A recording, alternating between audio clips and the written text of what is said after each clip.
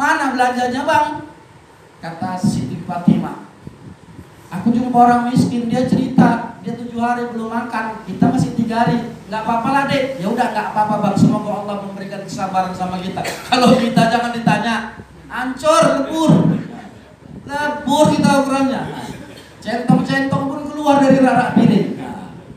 Itulah kenapa hari ini bagaimana kita mau mengimpakkan sebagian harta kita. Karena apa? Harta yang kita impakkan pasti jadi penolong kita.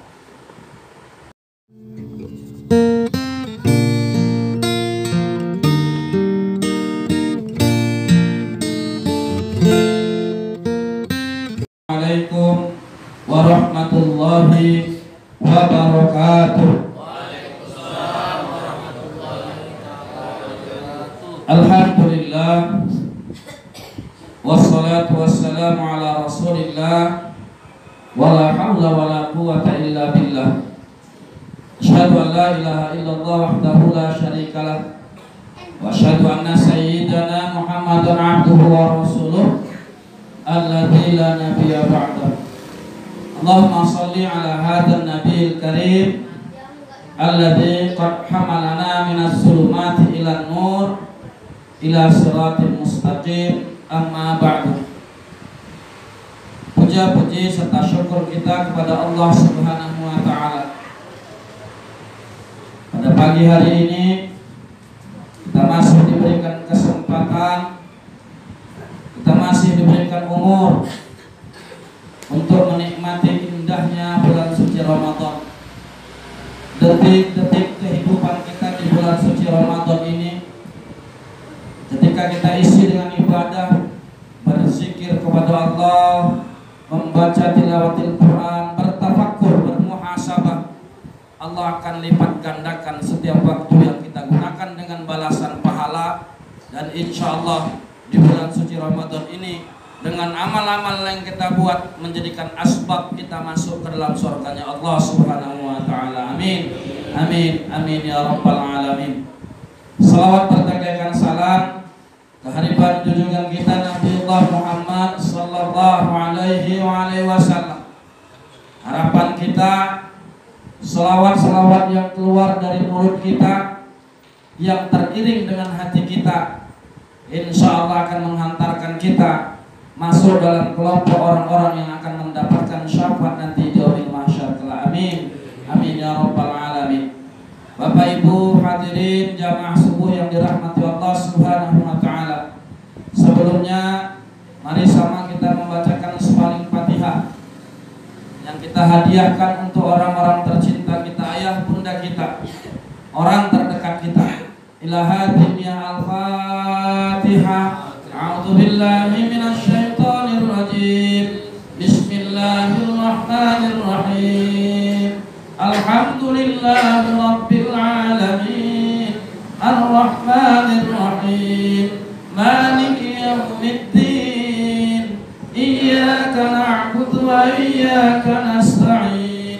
Ihdinas siratal mustaqim. Siratal ladzina an'amta 'alaihim ghairil maghdubi 'alaihim waladdallin. Amin. Bapak Ibu, orang-orang tua kami yang dirahmati Allah Subhanahu wa taala. Allah Subhanahu wa taala berfirman, A'udzu billahi minasy syaithanir rajim. Bismillahirrahmanirrahim. Wal 'ashr. Innal insana lafi khusrin illa alladziina aamanu wa 'amilus shalihati wa tawashaw bil haqq wa tawashaw bis sabr. Ayat ini populer kali ini memang. Anak sekolah ibtidaiyah mis apal semua. Tapi kalau kita mau berhayati, kita mau menghayati ayat ini, kata seorang ulama besar, seumpamanya Allah tidak menurunkan ayat-ayat yang lain, cukup dengan surah ini, maka kita bisa hidup dengan tenang, kita bisa hidup dengan bertauhid, kita bisa menjalani kehidupan dengan nyaman. Coba mari sama-sama kita mentalah ayat ini ayat per ayat. Wal asr, demi masa, demi waktu yang terus berjalan. Allah banyak bersumpah demi waktu. Ada wadduha, ada wal laili, ada wal fajr, ada wal asr, demi masa. Kenapa kita hidup ini dari kita dilahirkan sampai kita nanti dimatikan, kita akan disidang, kita akan dipertanyakan, diminta pertanggungjawaban kita. Seberapa banyak kita sudah berbuat, seberapa banyak kita sudah menyembah Allah Subhanahu wa ta'ala, seberapa banyak waktu hidup kita gunakan dengan kebaikan, seberapa banyak kita bermaksiat kepada Allah Subhanahu wa ta'ala. Gak ada yang lupa. Kalau pengadilan dunia kadang-kadang bisa dilupakan. Karena apa? Hakimnya manusia, jaksanya manusia. Tapi kalau pengadilan akhirat, hakimnya Allah, jaksanya para malaikat, nggak ada silapnya. Ketika kita bermaksiat dalam kesendirian tercatat. Ketika kita bermaksiat kepada Allah dalam hal layak rame, apalagi. Karena apa? Ada dua malaikat yang terus mencatat kebaikan kita, ada juga malaikat yang mencatat keburukan kita. Jadi demi waktu yang terus berjalan, mari sama-sama kita gunakan. Karena apa? Karena ayat setelahnya bilang, innal insana lafi khusrin. Sungguh semua manusia, enggak muda, enggak kecil, enggak perempuan, enggak laki, semua dalam keadaan merugi. Enggak ada yang untung. Illal ladzina amanu wa amilus sholihat. Nah, disinilah kuncinya. Illal ladzina amanu wa amilus sholihat. Kecuali orang-orang yang beriman. Kecuali orang-orang yang beriman. Rukun iman itu ada 6. Pertama, beriman kepada Allah Subhanahu wa ta'ala. Iman Allah itu ada.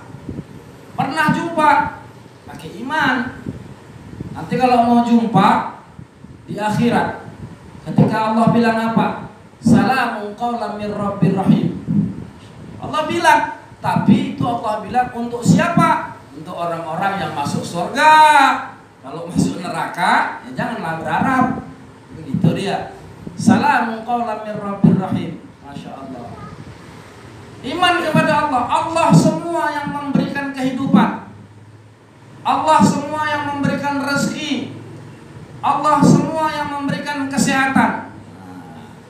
Kita kadang-kadang kan selalu berobat. Ketika kita demam, kita pening, berobat suntik di sana paten. Dokternya paten, dokternya bagus.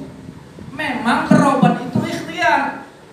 Tapi ingat, kesembuhan itu milik Allah. Allah yang beri, Allah Asy-Syafi. Jadi hati-hati. Hati-hati apa? Pengagungan kepada seseorang, merendahkan kuasa Allah. Hati kita bilang, paten kali waktu obatnya. Enggak alhamdulillah atas kesehatan itu. Karena kadang terjadi dalam hati kita. Kenapa? Karena tidak dekatnya kita sama Allah. Kalau kita sudah dekat sama Allah, cepat kita bersyukur, Allah yang ngasih sehat. Allah dekat sama kita, kita yang gak dekat sama Allah. Bukan Allah itu berjauhan dari kita, enggak. Tapi kita yang jauh dari Allah, Allahnya dekat. Kenapa? Terkadang kita lupa bersyukur. Kita lupa dengan apa fitrah kita sebagai manusia. Jadi orang yang beriman itu ingat dia kuasanya Allah Subhanahu wa ta'ala. Apa tandanya? Innamal mu'minuna alladzina idza dzukirallahu wajilat qulubuhum. Orang-orang beriman itu apa tandanya? Kalau disebut nama Allah bergetar hatinya. Terasa. Iya, Allah itu Ghafar. Iya, Allah itu Rahman. Iya, Allah itu Rahim. Iya, Allah itu Latif. Iya, Allah itu tawab. Kenapa? Kalau Allah itu tidak menerima taubat kita, wow, keren. Kenapa? Bahaya kita. Seumpamanya dihitung tanpa pertaubatan, kayaknya pasti masuk neraka kita nih. Tapi karena ada taubat yang dipersilahkan Allah untuk kita, ada harapan. Walaupun perlu sama-sama kita landasi bahwasanya masuk surganya Allah itu bukan karena amal ibadah, tapi karena kasih sayang Allah, karena ridho Allah. Cuman beramal ini menunjukkan tunduk patuh kita sama Allah, menunjukkan bahwasanya kita ini adalah seorang hamba. Dengan amal ini insya Allah datang ridhonya Allah. Nah, gitu ya. Jadi orang-orang yang beriman itu apabila disebut nama Allah bergetar hatinya. Itu satu. Jangan pula disebut nama orang lain bergetar hati. Nama Allah senyap. Kadang-kadang ada penyakit memang. Kita nggak bilangkan siapa-siapa. Kadang-kadang apa? Kita bisa dengar dipanggil Allahu Akbar, Allahu Akbar, senyap. Tak ada. Terakhir waktu imam dia, qomat dia, azan dia, tak ada jemaahnya. Kenapa? Tidak bergetarnya hati. Kalaupun si A yang manggil secara lafzah, secara perkataan iya, tapi itu Allah yang ngundang. Buktinya apa? Hayya 'alal falah. Yuk cari kemenangan. Ajakan untuk mencari kemenangan. Karena apa? Ketika di dalam sholat ada ketenangan, di dalam sholat ada ketentraman. Karena apa? Kita bercerita kepada Allah. Masya Allah, tabarakallah, Ar-Rahmanir Rahim. Merasakan kasih sayang Allah. Cerita kita sama Allah. Iyyaka na'budu wa iyyaka nasta'in. Bilang kita menentukan sikap, mengambil pilihan. Apa itu? Menyembah Allah dan meminta pertolongan hanya kepadanya. Walaupun kadang-kadang minta tolong sama tetangga secara zahirnya, tapi kadang-kadang janganlah kita minta tolong sama apa? Sama pokok kayu besar. Dia pun dihidupkan Allah, pokok kayu besar tuh. Minta tolong nanti sama jin tuh pun dihidupkan Allah. Cuman kadang-kadang banyak masih di antara kita yang tertipu dengan itu. Ketika disebut nama Allah bergetar hatinya. Ketika dibacakan ayat-ayat Quran bertambah imannya. Karena apa? Tidak ada satupun ayat Al-Quran yang berselisih. Gak ada yang saling menghantam ayat Quran itu. Dari Al-Fatihah sampai Qul a'udzu birabbin nas, itu gak ada yang berselisih. Artinya itu jelas membuktikan Al-Quran itu mutlak kalamullah. Kalau kita yang buat, sudah diundang Allah. Kalau kalian gak percaya, buat surat semisalnya. Gak ada yang sanggup. Udah diundang Allah, bukan kita, orang-orang sebelum kita. Di mana orang yang menyatakan bahwasanya Al-Quran itu adalah palsu, perkataan daripada baginda Rasul, bukan dari Allah, ya buat, suruh. Kata Allah kepada Rasul. Ada yang bisa? Gak ada. Karena apa? Sebegitu ayat banyaknya, sebegitu banyak cerita di dalam Al-Quran itu, gak ada yang berselisih, gak ada yang saling menyalahkan. Makanya yakin kita, tanda orang beriman itu apabila dibacakan Al-Quran, naik imannya. Dan apalagi tanda orang beriman, wa ala rabbihim yatawakkalun, hanya kepada Allah dia bertawakal. Jangan kepada Pak Camat, nanti kita sedih. Kenapa? Pak Camatnya bisa pensiun. Jangan kepada orang kaya, nanti kita sedih, orang kayanya bisa bangkrut. Jangan bersandar kepada orang kuat, nanti dia tua lemas. Ini dia masalahnya hari ini, bagaimana kita benar mutlak bertawakal kepada Allah Subhanahu wa taala. Alladzina yuqimunas sholata wa mimma razaqnahum yunfiqun. Apalagi yang keempat, tanda-tanda orang yang beriman itu mendirikan sholat. Nah ini dia, bukan mengerjakan sholat, mendirikan sholat. Apa perbedaannya? Orang yang mengerjakan sholat, selesai pekerjaannya, selesai masalahnya, selesai sudah ketika orang yang mengerjakan sholat. Tapi orang yang mendirikan sholat, apa itu? Ketika dia sholat, dipraktekkannya amal ibadah sholat itu di luar daripada kehidupannya, daripada sholat itu. Di rumah dia tenang, dia ngomong yang perlunya. Kalau sholat itu kan nggak boleh ngomong baca selain daripada bacaan sholat. Jadi ketika di luar dari sholat, dia ngomong seperlunya. Kalau dia ngomong yang baik. Kalau dia ngomong yang benar, nggak ceritain orang, nggak berghibah, nggak memfitnah, nggak bergunjing. Karena apa? Dalam sholat itu ada aturannya. Orang-orang beriman sholatnya bagaimana? Dipraktekkannya di luarnya. Kenapa? Mereka menggunakan hatinya untuk berzikir. Jadi hari ini bagaimana kita benar-benar menjadikan orang yang mendirikan sholat. Kenapa? Menjadikan hidup kita seperti sholat. Ada peraturan, ada kehidupan di dalam sholat. Dijadikan kehidupan di dalam sholat itu di luar sholat. Payah memang. Sulit. Latihannya kapan? Sekarang. Karena apa? Setan lagi dibelenggu, setan lagi absen. Jadi buat beramal itu agak ringan, agak enteng. Nanti kalau setan udah kerja, tak sanggup kita. Banyak masalah. Uang belanja belum disetor suami, ikan belum laku, kata Bang Supri. Masalah. Barakallah. Apa nggak berat? Ya berat. Tapi hari ini bagaimana kita menjalankannya di bulan suci Ramadan ini? Karena apa? Lagi diikat, lagi nyaman, lagi tentrem. Wa mimma razaqnahum yunfiqun. Nah ini dia. Orang-orang beriman itu apa tandanya? Murah dalam bersedekah. Kenapa? Dia tahu harta, uang yang dia miliki itu seberapa banyaknya pun bukan punya dia semua. Kenapa? Ada perintah wa mimma razaqnahum yunfiqun. Ada perintah mensedekahkan sebagiannya. Tengok-tengoklah keperluannya. Ya kalau uang cuma 2 juta, anak 3, ini 2, bini 1, 4 sudah, ya sedekahnya 100 ribu bolehlah. 150 bolehlah, jangan pelit kali. Tapi kalau kuat, separuh nggak apa-apa. Asal kuatlah, kena ketok martil sama bini tadi, ya bolehlah separuh. Kenapa nggak cukup? Setoran nggak cukup. Pas tanggal 22 habis uang belanja, 8 hari nuap. Puasa daun, gitulah jadinya. Hari ini bagaimana? Mensedekahkan sebagian harta. Seberapa mampunya? Nggak ada ukuran. Yang penting sebagian. Kalau kita sendiri mampu, kita ini orang yang dermawan, iman kita kayak iman sahabat, jangan ditanya separuh lebih. Kalau sahabat, masya Allah, tabarakallah, ada sahabat yang dapat uang BLT. BLT itu udah ada dulu. Siapa yang menerima? Para sahabat Badar.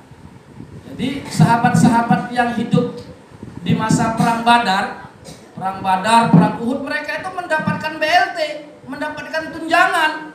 Tapi mereka tuh kayak kita dapat BLT 2.400.000, pulang dengan 400, beli TV, beli HP. Kadang-kadang ada yang terancam pula dikerjakannya apa? DP kereta, BLT gak keluar lagi, kereta kena tarik, kan bahaya. Sahabat bagaimana? Ketika mendapatkan daripada Baitul Mal, sampai rumahnya uang itu habis. Kenapa? Disedekahkannya semua kepada orang-orang yang membutuhkan. Hebat. Kenapa? Mereka tidak suka dengan harta yang banyak, karena mereka tahu harta yang banyak ini bisa membawa fitnah. Bayangkan ada yang dapat 4.000 dinar. 1 dinar itu lebih kurang 2 jutaan. Jadi kalau 2 jutaan itu cuma langerannya, payah langerannya, miliaran lah. Miliar. Sejagat seuntel-untel. Sampai rumah habis. Gaduh bininya? Enggak. Kalau bini kita, masya Allah, tabarakallah, betul. Coba lihat kami, gitulah. Contohnya apa? Bagaimana Fatimah dan Ali radhiyallahu anhuma? Nah ini dia. Fatimah dan Ali radhiyallahu anhuma udah lapar 3 hari. Dapatnya lah uang. Pergilah Ali ke pajak. Nah, ini dia. Ini belum terjadi, tradisi sekarang terhapus sudah. Di zaman dahulu yang belanja ke pajak itu bukan mama. lakinya. Kenapa perempuan itu tak boleh keluar rumah kalau tak ada kepentingan yang mendesak? Kerjanya melayani suami. Pergi Ali ke pasar, jumpa dia orang miskin. Wahai Ali, engkau adalah menantunya Rasulullah. Aku udah 7 hari gak makan. Berpikir Ali, dia 3 hari, kau udah lapar 7 hari, masih banyak lagi orang timbang dia. Dikasihkannya, pulang. Mana belanjanya bang? Kata Siti Fatimah, aku jumpa orang miskin, dia cerita, dia 7 hari belum makan, kita masih 3 hari. Nggak apa-apa lah dek. Ya udah nggak apa-apa bang, semoga Allah memberikan kesabaran sama kita.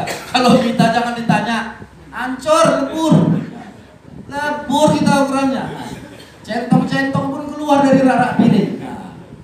Itulah kenapa hari ini bagaimana kita mau mengimpakkan sebagian harta kita. Karena apa? Harta yang kita impakkan pasti jadi penolong kita. Nggak ada yang sia-sia. Yang sia-sia yang kita makan banyak. Yang kita milih cumi, bumbung puring, haji-haji, itu cuma nambah tenaga yang kadang-kadang salah kita untuk digunakan. Iya kalau dibuat tahajud, makan haji-haji supaya semangat tahajud, makan cumi-cumi supaya kuat duha, kuat isra, kuat bekerja mencarikan nafkah istri, anak.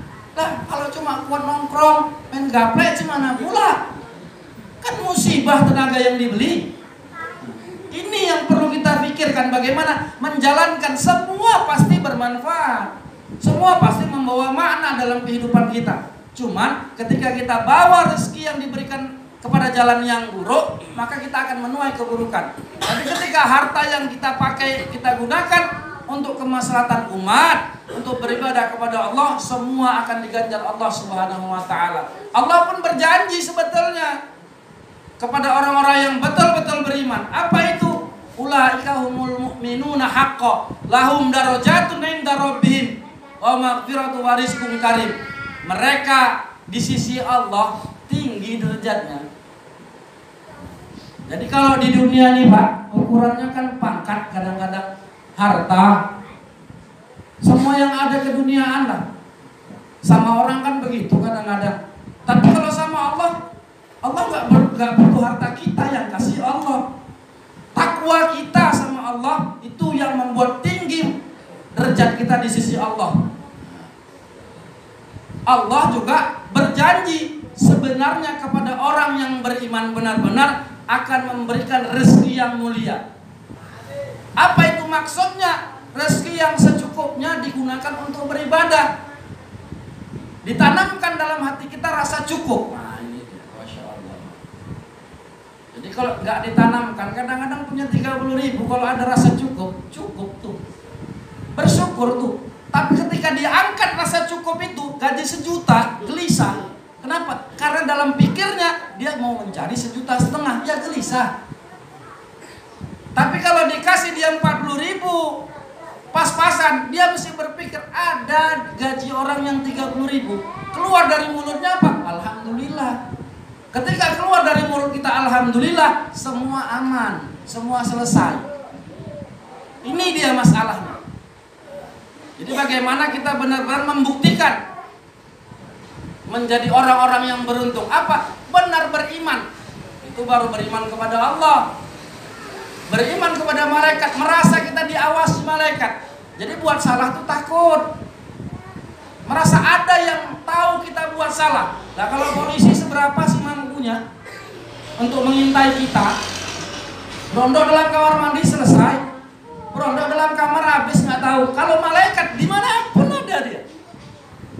Nandi enek, payah nggak bisa buat maksiat, enggak. Semua ketahuan, semua dicatat. Cuman kalau buat baik dicatat baik.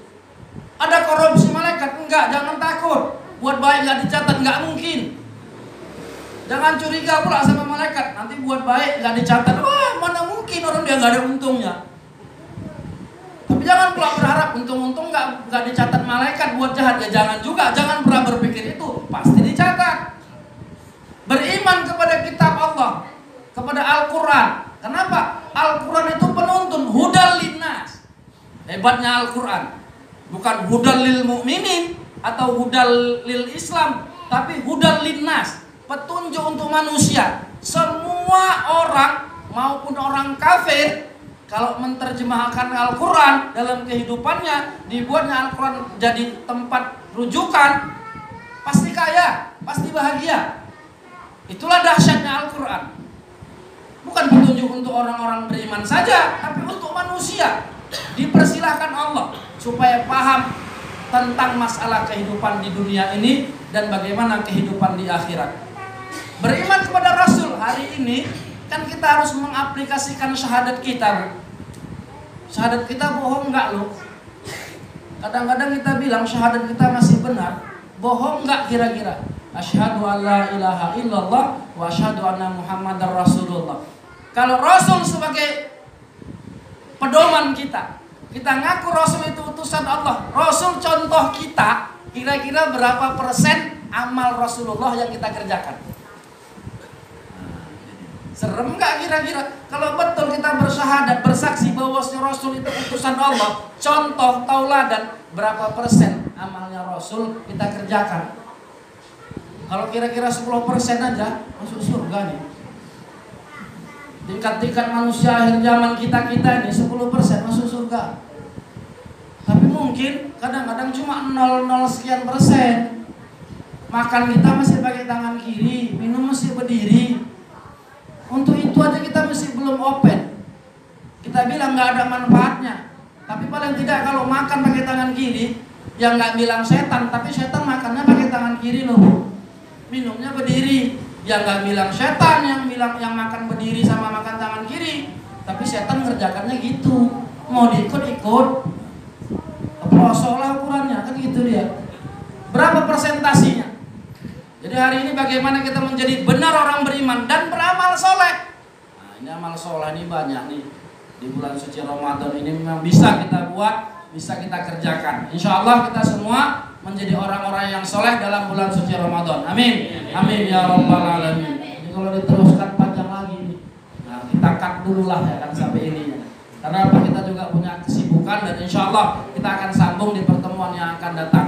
Subhanakallahumma bihamdihi, subhanakallahumma bihamdika, asyhadu an la ilaha illa anta, astaghfiruka wa atubu ilaik. Assalamualaikum warahmatullahi wabarakatuh.